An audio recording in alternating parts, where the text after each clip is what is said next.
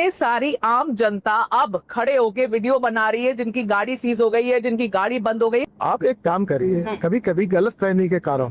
अच्छा, लेकिन हर कोई गुमराह हो रहा है सर, हर कोई जो अपनी कंप्लेंट ला रहा है वो गलत है। पहली बात तो एक काम करिए कि जितने जितने लोग आपको मिलते हैं उनको कहिए कि आप डीलर के पास जाकर रजिस्टर करके उसका चेकिंग करके करिए। ठीक है। आपकी गाड़ी गारंटी पीरियड में है। गारंटी पीरियड में गाड़ी ना हो तो, गारंटी पीरियड में ना हो और एथेनॉल की वजह से उसके खराब बाद हो रही है तो सर्टिफिकेट लाओ। आपको एक प्रश्न पूछता हूं, जब आप इतना अभ्यास पूर्ण बोल रही हो, बोल बोल।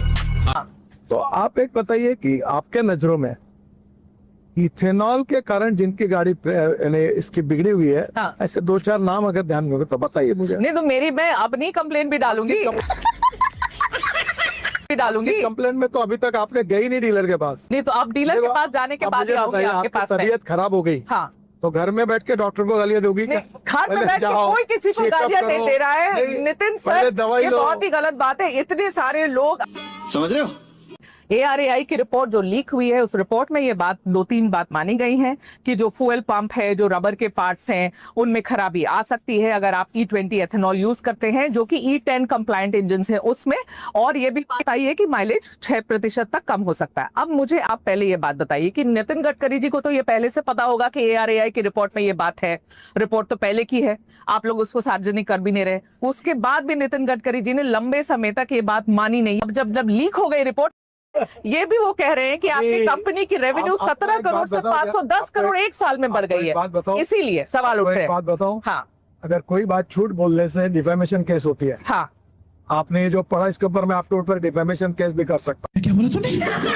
तो यहाँ पे गलत है, 100% गलत है। फॉरेन एक्सचेंज में लगभग 1.5 लाख करोड़ रुपए की कमी आई है। आप लोग ने जो एथेनॉल ब्लेंड किया उसकी वजह से नीट का एग्जाम दिया था मैडम, तो अब वो कहता था पापा मैं मर जाऊँ। नीट का एग्जाम आक्रोश, मेरा बेटा नीट का एग्जाम दिया था मैडम, तो अब वो कहता था पापा मैं मर जाऊं।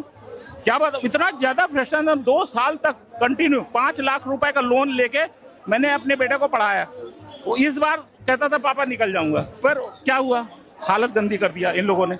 इसीलिए मैं भारतीय जनता पार्टी का सिपाही हूँ, परमानेंट कार्यकर्ता हूँ। अब इनकी हालत, भारतीय जनता पार्टी के कार्यकर्ता है और तब इतना नाराजगी क्यों है सर? अच्छा दिखा रहे हैं सर, ID कार्ड दिखा रहे हैं। वो देखो मेरे, देखिए ये भारतीय जनता पार्टी के बता रहे हैं कि कार्यकर्ता, यहाँ पे लिखा भी है राजेंद्र कुमार वर्मा, भारतीय जनता पार्टी बना रहा था, अटल न्याय पार्टी। फिर मैं अब जब देखा कि हमारा अभिजीत आ गया कहाँ से, सरदार भगत सिंह की तर्ज में, तो हमने इसको सपोर्ट किया। और इसको मैं ऐसा सपोर्ट करूंगा कि जिन मेरा एक एक खून का कतरा इसको सपोर्ट करेगा। और आने वाले समय में हम लोग दिखाएंगे, अगर धर्मेंद्र प्रधान को नहीं हटाए तो आप पूरे देश में देखना क्या हाल लगता है कि वो जस्टिफाइड है, और अगर है या जिस तरह से आक्रमण हो रहा है एथेनॉल ब्लेंडिंग को लेकर, आपको लगता है कि वो जस्टिफाइड है, और अगर है तो अपनी दलील दीजिए। बताता हूँ। एक छात्र ने मुझे अभी आते वक्त मैसेज भेजा कि वो गाड़ी में पेट्रोल डलाकर मंदिर गया था ताकि उसका पेपर अच्छा, एग्जाम अच्छी हो जाए।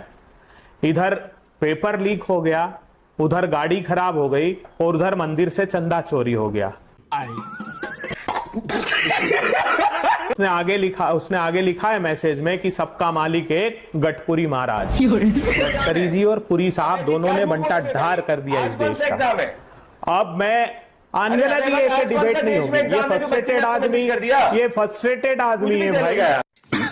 सही पकड़े हैं। ये ARAI की रिपोर्ट क्या कह रही है? ये तो तमाचा है करारा आपके गाल पर। देश को क्या समझ दिया प्रयोगशाला आपने?